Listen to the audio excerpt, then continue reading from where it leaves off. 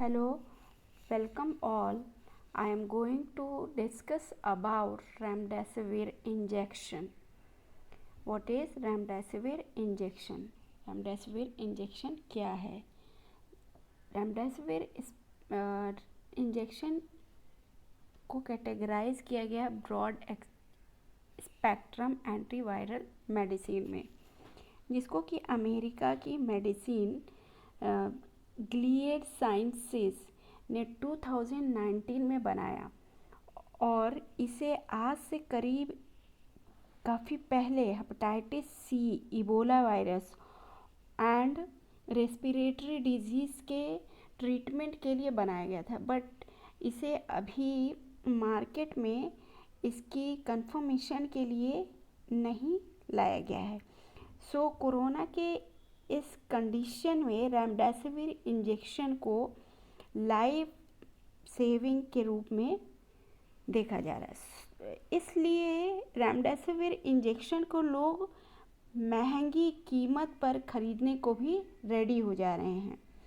And remdesivir injection का use corona की chronic disease के ट्रीटमेंट के लिए यूज़ किया जा रहा है। सो कोरोना के इलाज में इसके प्रभावी ढंग से काम करने को किसी ने भी अभी तक मान्यता नहीं दी है, बट इन नवंबर 2020 WHO ने भी ये कहा है कि रेमडेसिविर कोरोना का एक बहुत ही अच्छा इलाज नहीं है।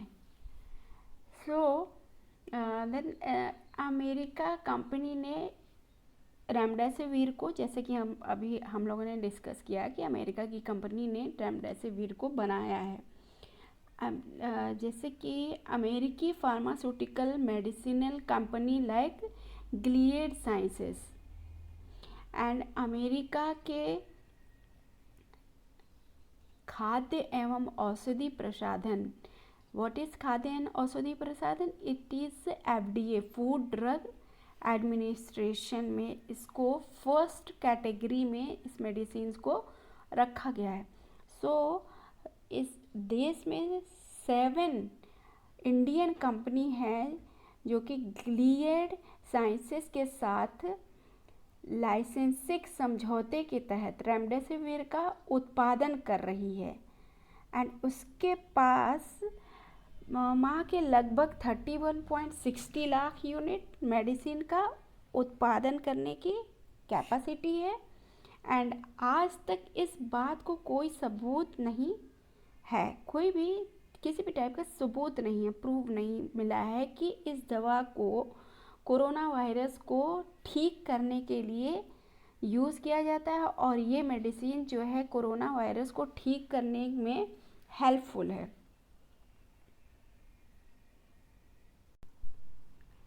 एंड रेमडेसिविर जो है ये क्यों और सबसे पहले इसे किस डिजीज़ के लिए बनाई गई थी?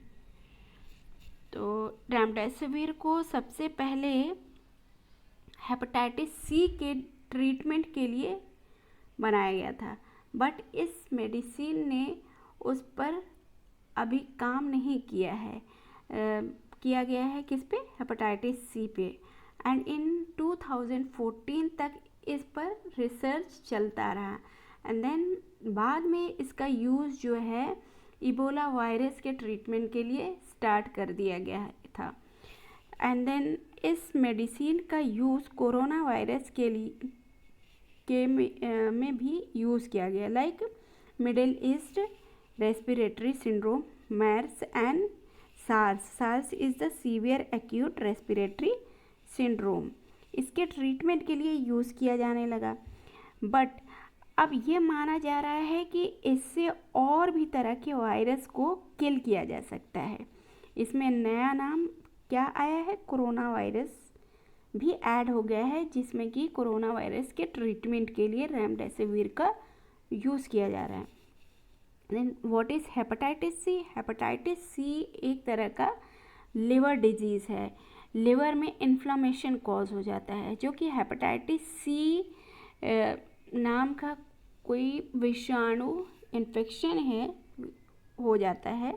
और ये वायरस जो है कहाँ पहुंच जाता है, ब्लड को इन्फेक्ट कर देता है। ब्लड को इन्फेक्ट करने के बाद ब्लड को इन्फेक्ट करता है, जिससे कि ये लीवर को भी हार्म पहुंचाता है, और जो कि क्या कॉज करता है, लीवर फेल्योर भी हो सकता है एंड कैंसर भी हो सकता है।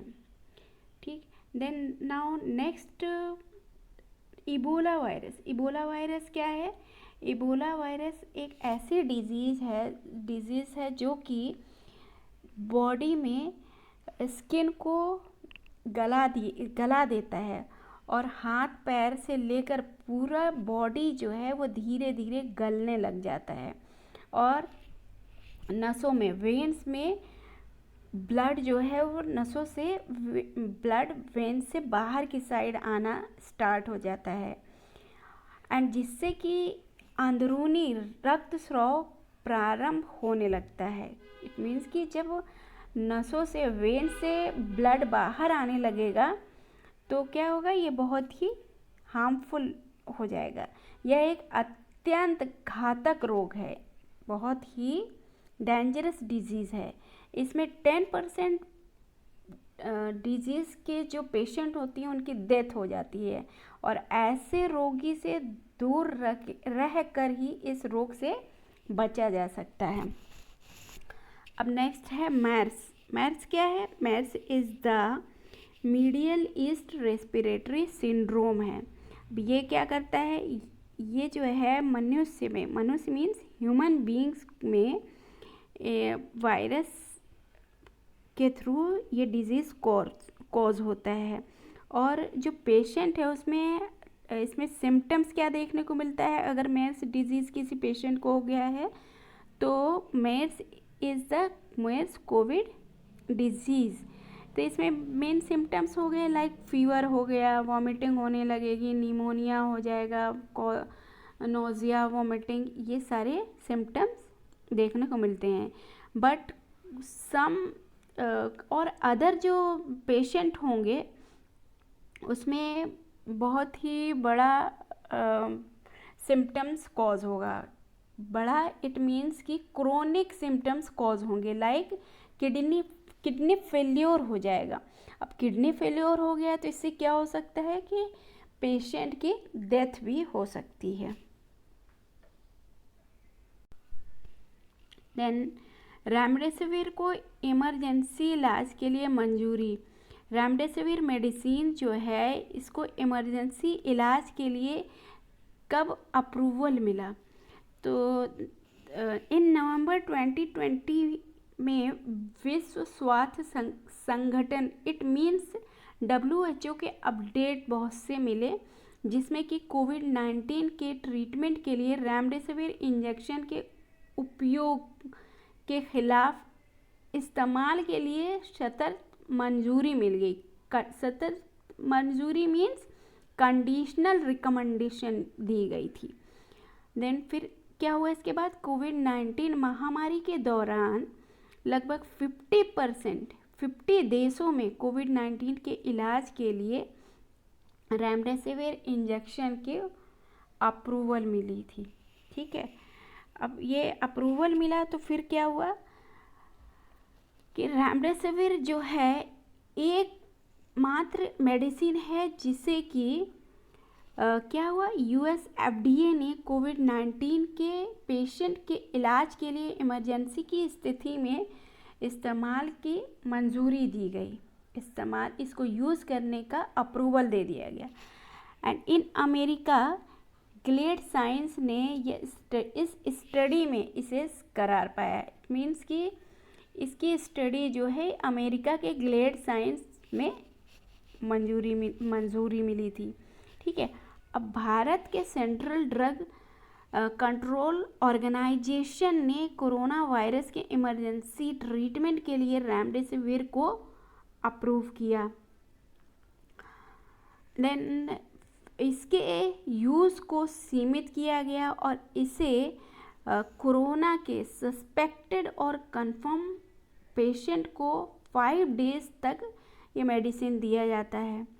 बट इन इमरजेंसी केस में भारत में इसे इंजेक्शन के रूप में अप्रूवल दिया गया। देन इंजेक्शन सिर्फ ये इंजेक्शन कैसे मिलता है? ये इंजेक्शन सिर्फ प्रिस्क्रिप्शन पर मिलेगा एंड एनी प्रिस्क्रिप्शन के उस पर मिलेगा, हॉस्पिटल या इंस्टीट्यूशनल सेटअप में ही इसका यूज़ होगा। एंड नॉर्मल पेशेंट को 10 डेज़ के लिए ये मेडिसिन दी जाती है, बट इन इंडिया यह समय 5 दिन ही रखा गया, लेकिन इसका जो है कोर्स ये इंडिया में 5 डेज़ का ही रखा गया है। Okay, this is the remdesivir disease. So thank you for watching this video. I hope you understand, but still you have any problem, you can comment. So we will continue rest of our topic next video. Hello, welcome all. I am going to discuss about remdesivir injection. What is remdesivir injection? Remdesivir injection क्या है? Remdesivir injection को categorise किया गया broad spectrum antiviral medicine में, जिसको कि America की medicine Gilead sciences ने 2019 में बनाया, और इसे आज से करीब काफ़ी पहले hepatitis C, Ebola virus and respiratory disease के ट्रीटमेंट के लिए बनाया गया था, बट इसे अभी मार्केट में इसकी कंफर्मेशन के लिए नहीं लाया गया है। सो कोरोना के इस कंडीशन में रेमडेसिविर इंजेक्शन को लाइफ सेविंग के रूप में देखा जा रहा है, इसलिए रेमडेसिविर इंजेक्शन को लोग महंगी कीमत पर खरीदने को भी रेडी हो जा रहे हैं। एंड रेमडेसिविर इंजेक्शन का यूज़ कोरोना की क्रोनिक डिजीज़ के ट्रीटमेंट के लिए यूज़ किया जा रहा है। सो कोरोना के इलाज में इसके प्रभावी ढंग से काम करने को किसी ने भी अभी तक मान्यता नहीं दी है, बट इन नवंबर 2020 WHO ने भी ये कहा है कि रेमडेसिविर कोरोना का एक बहुत ही अच्छा इलाज नहीं है। सो देन अमेरिका कंपनी ने रेमडेसिविर को, जैसे कि हम लोगों ने डिस्कस किया कि अमेरिका की कंपनी ने रेमडेसिविर को बनाया है। जैसे कि अमेरिकी pharmaceutical medicinal company like Gilead sciences and America के खाद्य एवं औषधि प्रसाधन, व्हाट इज खाद्य एवं औषधि प्रसाधन? It is FDA, food drug administration में इसको फर्स्ट कैटेगरी में इस मेडिसिन को रखा गया है।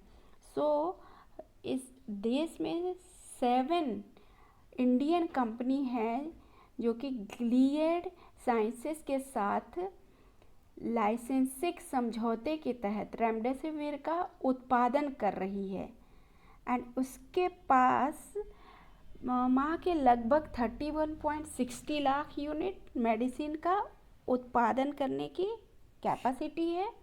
एंड आज तक इस बात को कोई सबूत नहीं है, कोई भी किसी भी टाइप का सबूत नहीं है, प्रूव नहीं मिला है कि इस दवा को कोरोना वायरस को ठीक करने के लिए यूज़ किया जाता है, और ये मेडिसिन जो है कोरोना वायरस को ठीक करने में हेल्पफुल है।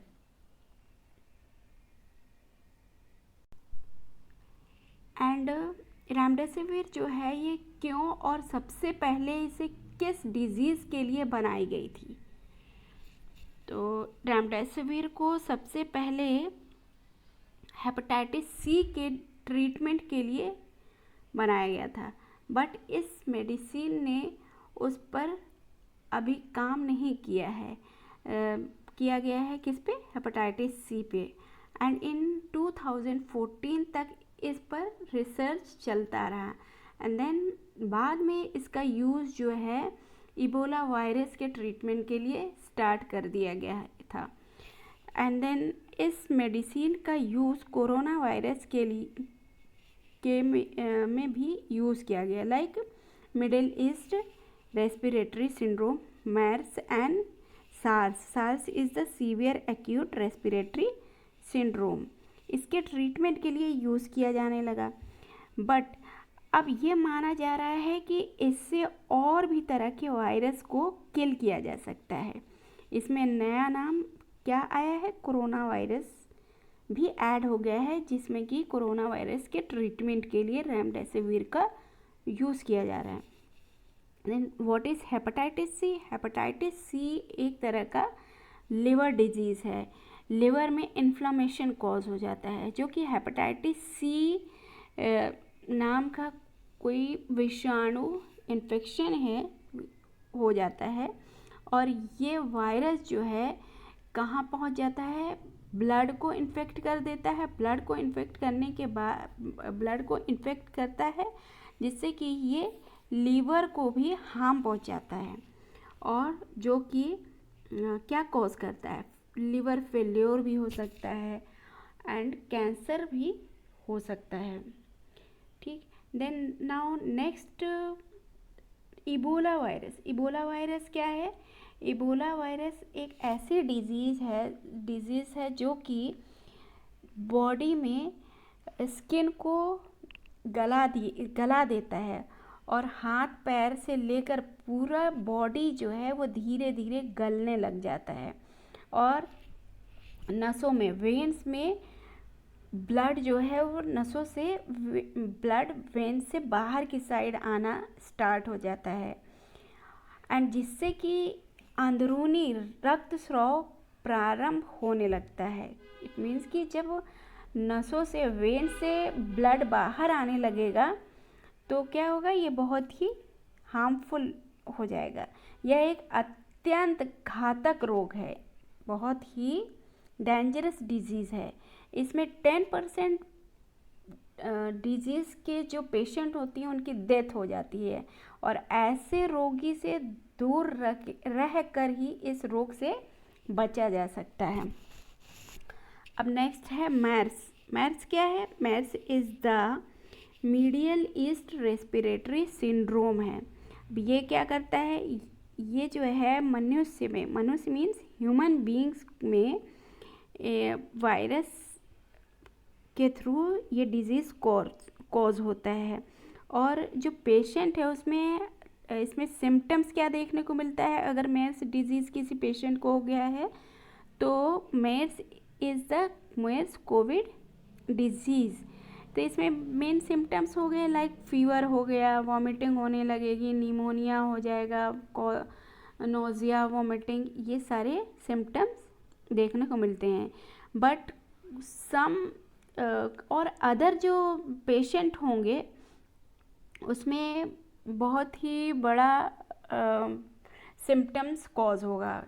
बड़ा इट मीन्स कि क्रोनिक सिम्टम्स कॉज होंगे, लाइक किडनी फेल्योर हो जाएगा। अब किडनी फेल्योर हो गया तो इससे क्या हो सकता है कि पेशेंट की डेथ भी हो सकती है। देन रेमडेसिविर को इमरजेंसी इलाज के लिए मंजूरी। रेमडेसिविर मेडिसिन जो है इसको इमरजेंसी इलाज के लिए कब अप्रूवल मिला?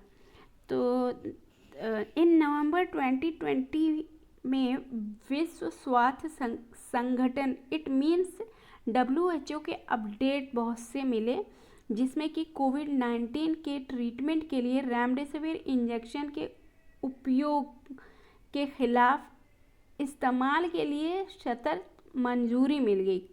सतत मंजूरी मीन्स कंडीशनल रिकमेंडेशन दी गई थी। देन फिर क्या हुआ इसके बाद, कोविड-19 महामारी के दौरान लगभग 50 देशों में कोविड-19 के इलाज के लिए रेमडेसिविर इंजेक्शन के अप्रूवल मिली थी। ठीक है, अब ये अप्रूवल मिला तो फिर क्या हुआ कि रेमडेसिविर जो है एक मात्र मेडिसिन है जिसे कि क्या हुआ, यूएस एफडीए ने कोविड-19 के पेशेंट के इलाज के लिए इमरजेंसी की स्थिति में इस्तेमाल की मंजूरी दी गई, इसको यूज़ करने का अप्रूवल दे दिया गया। And in America Gilead Science ने इस स्टडी में इसे करार पाया। इट मीन्स कि इसकी स्टडी जो है अमेरिका के ग्लेड साइंस में मंजूरी मिली थी। ठीक है, अब भारत के सेंट्रल ड्रग कंट्रोल ऑर्गेनाइजेशन ने कोरोना वायरस के इमरजेंसी ट्रीटमेंट के लिए रेमडेसिविर को अप्रूव किया। देन इसके यूज़ को सीमित किया गया और इसे कोरोना के सस्पेक्टेड और कंफर्म पेशेंट को 5 डेज तक ये मेडिसिन दिया जाता है। बट इन इमरजेंसी केस में भारत में इसे इंजेक्शन के रूप में अप्रूवल दिया गया। देन इंजेक्शन सिर्फ ये इंजेक्शन कैसे मिलता है, ये इंजेक्शन सिर्फ प्रिस्क्रिप्शन पर मिलेगा एंड यानी प्रिस्क्रिप्शन के उस पर मिलेगा, हॉस्पिटल या इंस्टीट्यूशनल सेटअप में ही इसका यूज़ होगा। एंड नॉर्मल पेशेंट को 10 डेज़ के लिए ये मेडिसिन दी जाती है।